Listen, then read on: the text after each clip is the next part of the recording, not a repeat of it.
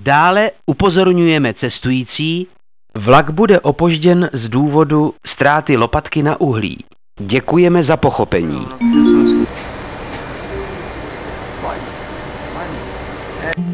Mokré bílé světlo.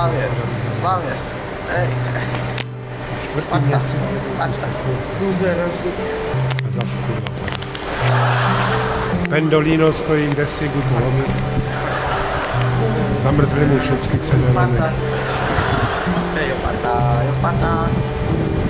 Na Vysočině zavřeli D1. Kamiony hrali na honičku. Takzvané rally, letní gumy.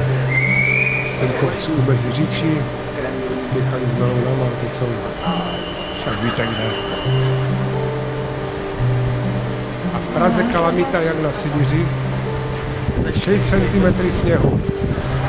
A u muzea 4.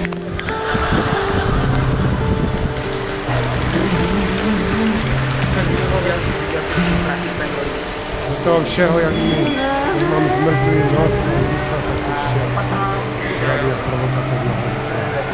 Mladovská zima, za okny, a srdce vnímá stoty.